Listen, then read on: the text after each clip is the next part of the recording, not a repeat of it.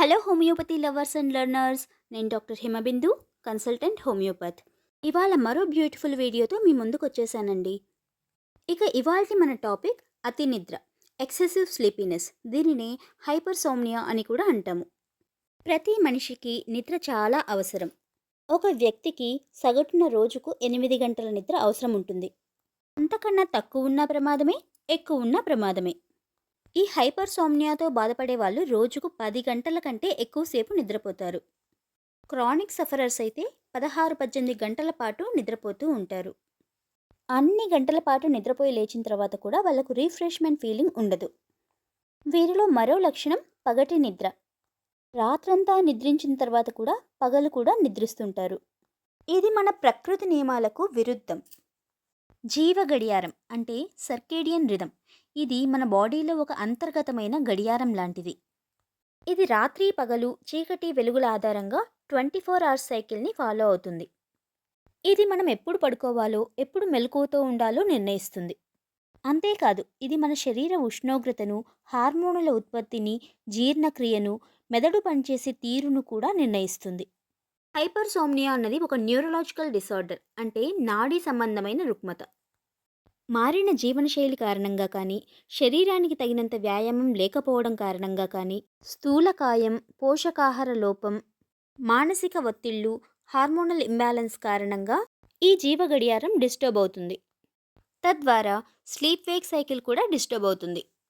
వీరిలో తరచుగా difficulty in concentration, digestive issues, irritability, mood swingings, cognitive functions అంటే thinking, remembering, decision making వంటి అంశాల్లో ఇబ్బందులు ఎదుర్కొంటూ ఉంటారు. ఐసోలేషన్, సోషల్ విత్డ్రావల్ వంటి ప్రాబ్లమ్స్ కూడా ఫేస్ చేస్తుంటారు. వీళ్ళు వాహనాలు నడిపే సమయంలో కూడా నిద్ర నాపుకోలేరు. సో యాక్సిడెంట్ అయ్యే రిస్క్ కూడా ఎక్కువగా ఉంటుంది. డాక్టర్ నాష్ అనే ప్రముఖ హోమియోపతి వైద్యుడు థెరప్యూటిక్ పాయింట్ ఆఫ్ వ్యూలో ఒక్కొక్క క్యారెక్టరిస్టిక్ సిమ్టమ్కి 3 ఇంపార్టెంట్ మెడిసిన్స్ చొప్పున గ్రూపింగ్ చేశాడు. వాటిని నాష్ ట్రయో ఆఫ్ రెమెడీస్ అంటాం.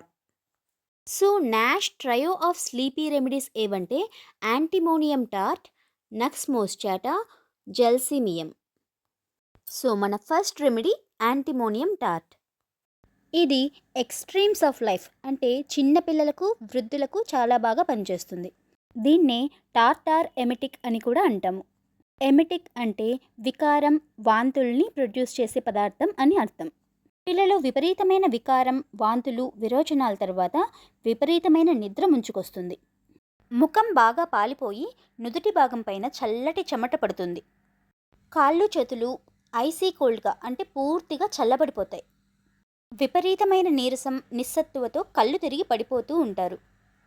వీళ్ళు రైట్ సైడ్కి తిరిగి పడుకున్నప్పుడు మాత్రమే ఈ నాసియా లేదా వికారం అన్నది తగ్గుముఖం పడుతుంది. ఇది యాంటీటార్ట్ పేషెంట్స్ యొక్క ప్రత్యేక లక్షణం. అంతేకాకుండా వీళ్ళ టంగ్ డ్రైగా ఉంటుంది, కానీ దాహం ఉండదు. ఈ యాంటిమోనియం టార్ట్ అన్నది రెస్పిరేటరీ ట్రాక్ట్కి సంబంధించిన నిమోనియా, బ్రాంకైటిస్, ఆస్తమా వంటి సమస్యలకు కూడా అద్భుతమైన మందు. నిమోనియాలో మొత్తం 4 స్టేజెస్ ఉంటాయి. లాస్ట్ స్టేజ్ ఆఫ్ నిమోనియాకు ఈ మెడిసిన్ అద్భుతంగా పనిచేస్తుంది.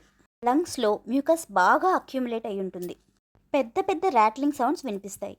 శ్వాస ఆడక ఉక్కిరిబిక్కిరైపోతూ ఉంటారు. ఇలాంటి సమయంలో వీరికి నీటిలో మునిగి చనిపోతున్నాము అన్న భావన కలుగుతుంది. ఇది యాంటిమోనియం టార్ట్ యొక్క ప్రత్యేక లక్షణం. వీరిలో ఈ లక్షణాలన్నీ స్లీపీనెస్ ఆర్ డ్రౌజీనెస్తో పాటుగా ఉంటాయి. ఎక్స్ట్రాడినరీ క్రేవింగ్ ఫర్ యాపిల్స్ అంటే యాపిల్స్ని వీరు అతిగా ఇష్టపడుతూ ఉంటారు. వీరి లక్షణాలన్నీ వాతావరణంలో తేమ శాతం ఎక్కువగా ఉన్నప్పుడు అంటే డాంప్ కోల్డ్ వెదర్లో ఎక్కువ అవుతూ ఉంటాయి. ఇక మన సెకండ్ రెమెడీ నక్స్ మోస్చాటా. ఇది ఉమెన్కి, చిల్డ్రన్కి ఇంపార్టెంట్ మెడిసిన్. వీళ్ళ సిమ్టమ్స్ అన్నీ కూడా డిసప్పాయింట్మెంట్ ఇన్ లవ్ కారణంగా మొదలవుతాయి. దీని కారణంగా డిప్రెషన్కి గురవుతారు. దాన్ని ఎక్స్ప్రెస్ చేయలేక లోపల మదన పడుతూ ఉంటారు. పిల్లవాడికి కూడా తల్లిదండ్రుల ప్రేమ దొరకదు. అందుకే రియాలిటీని వదిలి వాళ్ళ ఓన్ వరల్డ్లో వాళ్ళు ఉండే ప్రయత్నం చేస్తారు. పగటి కళలు ఎక్కువగా కంటుంటారు. అది కళ నిజమా అర్థం కాక కన్ఫ్యూజ్ అవుతూ ఉంటారు. యాబ్సెన్స్ ఆఫ్ మైండ్ ఉంటుంది. ఏమీ ఆలోచించలేరు. వీక్నెస్ ఆఫ్ మెమరీ, దేనిపైన కాన్సన్ట్రేట్ చేయలేకపోవడం వంటి లక్షణాలు కనిపిస్తూ ఉంటాయి. చదివేటప్పుడు, రాసేటప్పుడు, మాట్లాడేటప్పుడు రాంగ్ వర్డ్స్ యూజ్ చేస్తూ ఉంటారు. ఏదైనా చిన్న విషయం అడిగినా కూడా ఆన్సర్ చేయడానికి చాలా టైం తీసుకుంటారు. చదివేటప్పుడు కానీ, రాసేటప్పుడు కానీ, క్లాస్లో కానీ చాలా డ్రౌజీగా, మగతగా ఉంటారు. ఆడవారిలో ప్రెగ్నెన్సీలో కూడా ఇవే లక్షణాలు కనిపిస్తూ ఉంటాయి. కోపం, చిరాకు, అసహనం ఎక్కువగా ఉంటాయి. చేంజబుల్ హ్యూమర్ ఉంటుంది. అంటే ఒకసారి నవ్వుతారు, వెంటనే ఏడుస్తారు. వీళ్ళ టెంపర్మెంట్ నర్వస్ హిస్టెరికల్ టెంపర్మెంట్. అతిగా భావోద్వేగాలకు లోను కావడం, పిచ్చివారిలా ప్రవర్తించడం, పిచ్చిగా నవ్వడం వంటి లక్షణాలు కనిపిస్తూ ఉంటాయి. ఇండిఫరెన్స్ టు ఎవ్రీథింగ్, అంటే దేనిపైన ఇంట్రెస్ట్ ఉండదు. వీరు నొప్పిని అసలు తట్టుకోలేరు. స్లైట్ పెయిన్ వల్ల కూడా కళ్ళు తిరిగి పడిపోతూ ఉంటారు. మత్తు పదార్థాలు వాడినట్లు ఇంటాక్సికేటెడ్గా ఉంటారు. వీరిలో ప్రెగ్నెన్సీ సమయంలో తరచుగా కోపం రావడం, కడుపు ఉబ్బరంగా ఉండడం వంటి లక్షణాలు గమనించవచ్చు. ప్రెగ్నెన్సీ సమయంలో కనిపించే ఏ లక్షణాలైనా స్లీపీనెస్, డ్రౌసీనెస్లతో అసోసియేట్ అయినప్పుడు తప్పకుండా ఆలోచించాల్సిన మందు. వేడి పాలు తాగినప్పుడు విరేచనాలు అవ్వడం ఈ మందు యొక్క ప్రత్యేకత. గ్రేట్ డ్రైనెస్ ఆఫ్ మౌత్, ముఖ్యంగా నాలుక చాలా డ్రైగా ఉంటుంది. ఎంత డ్రైగా ఉంటుందంటే అది నోటి యొక్క పైభాగానికి అతుక్కుపోతూ ఉంటుంది. ఐస్ కూడా క్లోజ్ చేయలేనంత డ్రైగా ఉంటాయి. మ్యూకస్ మెంబ్రెయిన్స్, స్కిన్, లిప్స్ డ్రైగా ఉంటాయి. సో ఇది మన జోక్రన్స్ సిండ్రోమ్కి మంచి మెడిసిన్. మెన్సెస్ ప్లేస్లో ల్యుకోరియా అంటే వైట్ డిశ్చార్జ్ రావటం, మెన్సెస్ టైంలో నాలుక భరించలేనంత డ్రైగా ఉండటం, విపరీతమైన నిద్ర రావటం ఈ మందు యొక్క ముఖ్యమైన లక్షణాలు. ఇలా వీళ్ళలో అన్ని కంప్లైంట్స్లో excessive sleepiness, dryness of mouth ఉంటుంది. ఇక మన మూడవ రెమెడీ జెల్సీమియం. చిల్డ్రన్కి, యంగ్ పీపుల్కి ఇది important medicine. Utter lack of courage, anticipatory anxiety, stage fear, nervous diarrhoea, ఇవి జెల్సీమియం యొక్క కొన్ని క్యారెక్టరిస్టిక్ సిమ్టమ్స్. ఈ జెల్సీమియం అన్నది ముఖ్యంగా యువకుల్లో జనాల్లోకి వెళ్ళాలన్నా, పబ్లిక్ ప్లేసెస్లోకి వెళ్ళాలన్నా, ఎగ్జామ్ ఫోబియా ఉన్నా ముఖ్యంగా ఆలోచించాల్సిన మందు. ఫియర్ ఆఫ్ డెత్ ఉంటుంది. పానిక్ అటాక్స్ చూస్తుంటాం. వీళ్ళలో భయాందోళనలన్నీ సడన్ ఎమోషన్స్ వల్ల, బ్యాడ్ న్యూస్ వల్ల వస్తుంటాయి. పాస్ట్లో జరిగిన ఎంబారసింగ్ సిచ్యువేషన్స్ని తలుచుకొని వీళ్ళలో యాంటిసిపేటరీ యాంగ్జైటీ పెరిగిపోతుంది. వీళ్ళు పాస్ట్లో ఎలాంటి సిచ్యువేషన్స్ ఫేస్ చేస్తుంటారో, అలాంటి సిచ్యువేషన్స్ ఎందుకు వచ్చుంటాయో కాస్త అర్థం చేసుకునే ప్రయత్నం చేద్దాం. ఈ జెల్సీమియం పేషెంట్స్ ముఖ్యంగా బ్రెయిన్కి, స్పైనల్ కార్డ్కి సంబంధించిన ఇష్యూస్తో బాధపడుతూ ఉంటారు. వీళ్ళు భరించలేనంత నొప్పులతో బాధపడుతూ ఉంటారు. సర్వైకల్ స్పైన్ అంటే మెడ లేక తల వెనుక భాగం నుంచి నొప్పి ఫోర్హెడ్ వైపుకు వస్తూ ఉంటుంది.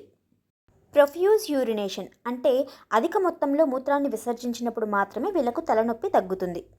బయటకు వెళ్ళినప్పుడు ఇలా మూత్రాన్ని విసర్జించే అవకాశం లేని సమయంలో నొప్పిని కంట్రోల్ చేసుకోవడానికి బాగా ప్రయత్నిస్తాడు. కానీ నొప్పిని భరించలేక బహిరంగంగా మూత్ర విసర్జన చేయాల్సి వస్తుంది. గతంలో 1-2 సార్లు జరిగిన ఇలాంటి ఎంబారసింగ్ సిచ్యువేషన్స్ కారణంగా వీళ్ళు జనాల్లోకి వెళ్ళాలన్నా, పబ్లిక్ ప్లేసెస్లోకి వెళ్ళాలన్నా భయపడుతూ ఉంటారు. అదే ఎయిల్మెంట్స్ ఫ్రమ్ ఎంబారసింగ్ సిచ్యువేషన్స్. అలాగే పైల్స్, కాన్స్టిపేషన్, న్యూరాలజిక్ పెయిన్స్తో సఫర్ అయ్యేటప్పుడు ఎవరితోనూ మాట్లాడరు, ఒంటరిగా ఉండాలనుకుంటారు, ఎవరిని దగ్గరికి రానివ్వరు, ఎవరైనా దగ్గరికి వెళ్తే చిరాకు పడతారు, ఒక దగ్గర సైలెంట్గా కూర్చోవాలనుకుంటారు. వాళ్ళ పెయిన్స్ని కంట్రోల్ చేసుకోవడంలో వాళ్ళ ఎనర్జీని అంతటినీ యూజ్ చేస్తూ అలసిపోయి ఎప్పుడూ డల్గా, డిజీగా, డ్రౌజీగా ఉంటారు. Brain and spinal cord issues వల్ల వీళ్ళు ఎదుర్కొనే మరో ప్రధానమైన సమస్య paralytic weakness, complete relaxation and prostration of whole muscular system. Muscular coordination ఉండదు. బ్రెయిన్ ఇచ్చే సిగ్నల్స్ని మజిల్స్ ఒబే చేయవు. ఇలా మస్కులర్ వీక్నెస్ వల్ల వీళ్ళు కింద పడిపోతారేమో అన్న భయం ఉంటుంది. ఈ జెల్సీమియంలో clinging to person and furniture అనే లక్షణం ఉంటుంది. వీళ్లకు సపోర్ట్ కావాలి, అందుకే మనుషుల్ని కానీ, గట్టిగా ఉన్న ఫర్నిచర్ని కానీ గట్టిగా పట్టుకుంటారు. పిల్లాన్ని ఎత్తుకున్నప్పుడు కింద పడిపోతారేమో అన్న భయంతో తల్లిని గట్టిగా హత్తుకుంటారు. ఏదైనా పని చేసేటప్పుడు కాళ్ళు చేతులు బాగా వణుకుతాయి. నాలుక వణుకుతూ ఉంటుంది. బాడీ మొత్తం వణుకుతూ ఉంటుంది. ఒళ్ళంతా సచ్చుపడిపోయినట్లు స్లీపీగా, డిజీగా, డ్రౌజీగా ఒకచోట కూర్చొని లేదా పడుకొని ఉంటారు. మానసికంగా కూడా చాలా అలసిపోయి ఉంటారు.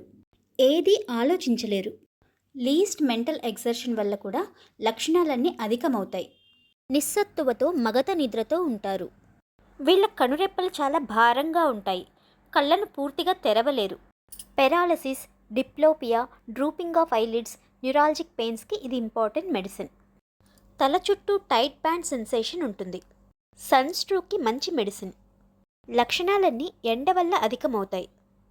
జ్వరాలలో దాహం లేకపోవడం, చలి, స్లీపీనెస్ ఉన్నప్పుడు ఈ మందు వాడుకోవచ్చు. ఫ్రెండ్స్, స్లీపీనెస్కి సంబంధించిన 3 ముఖ్యమైన హోమియో ఔషధాల వివరాలను తెలుసుకున్నాం కదా. ఈ వీడియో మరొకరికి ఉపయోగపడవచ్చు. సో ఫ్రెండ్స్, మీకు తెలిసిన వారికి షేర్ చేసే ప్రయత్నం చేయండి. Thank you.